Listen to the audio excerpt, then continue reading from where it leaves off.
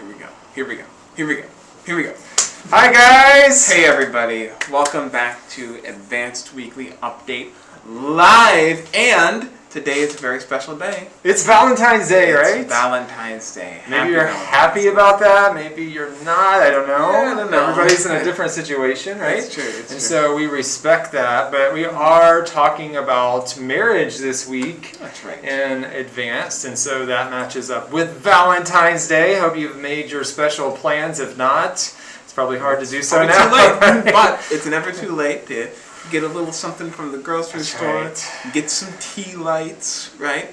Have a little candlelit What dinner. exactly are tea lights? They're like the little ones. The little ones, the small round candles. He's always talking about the tea lights. You're a big tea light fan. That sets the romantic mood, right? It's magic. You just throw a couple tea lights in your bag. Anywhere you go, it turns into a candlelit dinner. You know, sometimes this holiday can, like a lot of other holidays, bring about some stress. You feel like you need to spend a certain amount of money on some special gift or meal or whatever it is. Yeah. And that can be kind of frustrating. But it doesn't have to be like that, right? It can be simple but meaningful as well. And it's better if it is meaningful, you know? And I hear people say, I've heard women say that they would rather have a simple, meaningful night together or a simple, meaningful gift than have something big and maybe more extravagant or expensive that doesn't have any meaning attached to it. You know? Absolutely, and that sometimes it's easier to just do that big flashy Spend thing. some money, you know. Give them, but it is important to make it meaningful, right? And so we can still have time to try to do that today, right? That's right. It's just after 1 o'clock, so yeah, you have time to plan something special with your loved one, with your beloved, if you haven't done so yet. And maybe you already celebrated Valentine's, it's okay, or maybe you're not really celebrating it, but the point of this week's marriage article is to focus on relationships, particularly marriage, and we're learning from people who have been married for many years, which is always a good place to start, right? Because they've lived through a lot of things, and so we're getting some feedback from them, and they talk about a few different points. I think there's at least 5 points in this article to focus on, David, and one of them is communication. Yes. But which one did you find to be most helpful? They're all helpful, but which one do you want to highlight? Well, first, one thing I'd like to say is it seems like the longer people are married, the more simple their marriage advice is. You know, like when you meet couples that have been married for 30, 40, 50 years, and you're like, what's the secret to a long marriage? They'll probably say something like, well, just get to know each other, be sure to forgive each other, give each other lots of grace, and don't be afraid to talk about things like money and how to discipline each other. Or just keep going, Or right? just keep going, One day at a time. A lot of times it's just the simple advice, like just make sure you have good communication and don't go to bed angry. You know, but like sometimes, especially young people like myself, I'm getting married very soon. Woo! I might be like thinking like, oh, I need the secret of a healthy marriage, and you want some kind of formula, but actually it's something simple. Like, so one point that stuck out to me was the point about teamwork, right? We're learning to work as a team. So my fiance and I, we talk about wanting to be able to serve God together and to do like different kinds of ministry and helping other people together. And when I think about what that looks like, I think about my parents. This is kind of a funny example because my dad is a pastor in the States, right? And my mom is always there for him and all the different ministries he's doing. One of the ways that they work well as a team is that my dad is a really nice guy. He loves helping others. He's very generous with his time. See where this guy gets it from, energy. right? And my mom is too, but she also is able to see through people a little bit easier than my dad can. So, especially before. Now, you've kind of learned from her, but especially at the beginning, my dad maybe can't tell if someone is taking advantage, or even if he does know, he doesn't quite know how to cut the person off or tell them. But my mom is the one who will, sometimes the phone rings and my mom picks up the phone And she says, listen, you need to, you know, You got that woman's intuition, right? Yes, yes. And I know that there are a few times where she's really saved my dad a lot of pain. So that's one of the ways that they work as a team. You know, my mom is my dad's biggest cheerleader, and she's also sometimes his bodyguard. You know. Yeah. Bodyguard, that's a good one. All right, I hope your mom and dad are watching. Yep. It's a little late right now. It's a little late, in it's the 1 US, o'clock in the morning. But maybe later this week. All right, so our article also mentions some other tips. I thought the last tip was pretty interesting. It says marry someone who is similar to you. Now, I looked at this and I thought, this is could be a little bit controversial if you don't read it closely. But as you read things more closely under that point, you will find out that it kind of makes sense. It's logical. It doesn't mean, you know, there's this phrase that opposites attract. I totally believe that.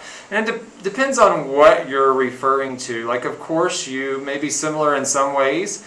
In other ways, you may be different. I think of myself with my wife. Sometimes I feel like we are very similar. Sometimes we joke about being the same person because, you know, like I was telling David earlier today when we were taking a look at what to talk about today, that, you know, neither of us, my wife or I, we're not trying to go hike a mountain, right? Yeah, not going to go climb Yusha. We're not going to do that. We might go on a slight inclined path and say that that's a hike. That's just our interests align on that sort of thing.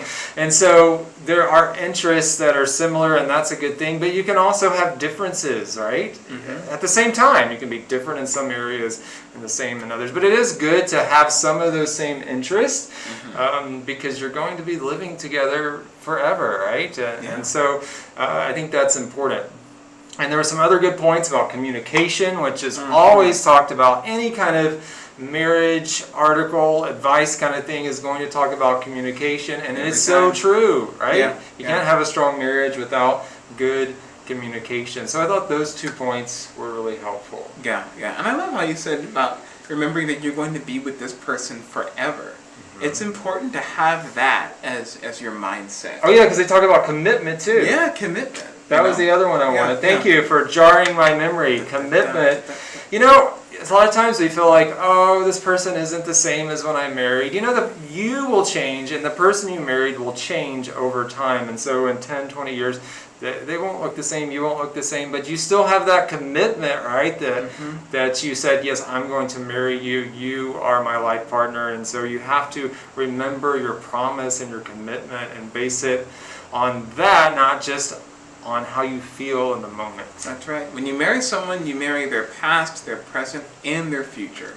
So, you know, no pressure, you know, don't let that burden you, but remember that that's the commitment that you're making when you choose to love someone. And don't just take our advice, go ask someone who's been married for 20, 30, 40 years, right? That's right. So we're all still learning and we can help each other. The articles like this are helpful to remind us of, you know, the importance of marriage and how that is, you know, how we can improve in those areas and refresh our marriage. We're talking about revamping earlier this year. Oh, this is a good time to think about revamping and refreshing your marriage on this Valentine's Day. We have a poll for you today. We have a poll! It's the first time we have done this. We hope it works out. Yes. So it will show up on your screen. It's related to Valentine's, and you will be able to click the simple answers. There's only 2 answers. We really are just wanting to know what you are hoping to do on this Valentine's Day with your significant other. That's right. What do you like to do with your significant other? That's the question, right? What do you like to do with your significant other on Valentine's Day? Your options, very simple. Do you like to stay in, maybe have a nice dinner together, watch Netflix, hang out? Or do you like to go out, make a dinner reservation at some nice restaurant and go there and enjoy a meal in a different atmosphere? All right, so do you want to stay in or go out? I don't know if it's on the screen right now where you can click on it. I hope it is, but you just simply click stay in or go out. What about you, David? Me, you know, it depends on the situation, right? I like to stay in sometimes because you can sort of turn the house into a nice Granted, I haven't had a Valentine's Day with my future wife yet, right? Yeah. But I think that staying in can be nice because you can sort of control the atmosphere a little bit more. You can cook together. That can be really nice. Put on some music. But if there's a place that she really wants to go, or a kind of food that you both really like making, yeah, that could be nice too. So I think for me, I don't know. I think I would, maybe for Valentine's Day, I would go out. Mm-hmm. Because that's sort of a nice special occasion. Yeah, I agree with you. I normally go out for Valentine's Day, although staying in sounds like it would be a good change. Yeah. Change it up every now and then, right? I think the important thing is going back to making it meaningful. It's so easy to get caught up in doing something flashy, and I think it's important to make it meaningful, whatever it is you do. That's right. It's all about your heart, your intention. So we hope you guys enjoy this Valentine's Day. We also have a question of the week that will come up on the screen. And we did have some of you that replied. I'm getting close to the screen. It says 60% want to stay in. Nice. All right. 67 is going up. Staying in. All right. I guess we're the only ones going out, We're the only David. ones going out. But I can understand the folks who want to stay in, especially today on this Valentine's Day. It's rainy. It's gray. You know what I mean? Do we have any, guys, do we have anybody saying that they're going out? Yeah. Or is 0%? 0% going out? 0% Or 3%? 3%. Okay. All right. Okay. 3%. All right. And then 71 are staying in. All right. We'll get this poll right. We'll keep improving. And some of you are commenting as well. Someone said, Steven Soon said, I prefer to stay in because me and my girlfriend can watch movies together. All right. That's very good. Find a movie on Netflix. Hey, speaking of that, Steven, my wife and I were watching that old, it's not that old, but it's called Valentine's Day. You may have seen that. It is Valentine's Day, so that's a romantic comedy, right? Yeah. And so my wife and I were watching part of that last night. So that makes a lot of sense to stay in and watch a movie. Especially with how easy it is to do that with Netflix, Yes. So you can get cozy, watch something you like together, wrap up in a blanket. It's very nice. It's very nice. And it's pretty chilly today, so get a Yeah. hot cup of tea or some hot chocolate. All right. Yes. All right, well, so we do have a question of the week. If you're already married, this question is specifically to you because our article is about marriage. We want to ask you, what is a blessing in marriage for you? Just think of one thing about your marriage and tell us about it if you want. Actually, the important thing is, I think, to tell your spouse about that. Yeah. Not necessarily us. Feel free to share. But I like this question because I hope it helps everyone who's married to think about one good thing about their spouse and let them know about it. That's right. Yeah, a lot of times it's easy to get caught up in the things that bother you about the other person when you're married a long time. But take some time to just think about what are some of the blessings of being married. All right, well, I think we are out of time for today. And we just have a little bit of work left to do before you go out to celebrate Valentine's. So we hope you all have a blessed Valentine's Day. That's right. God bless you guys. Happy Valentine's Day. See you next week. See you later.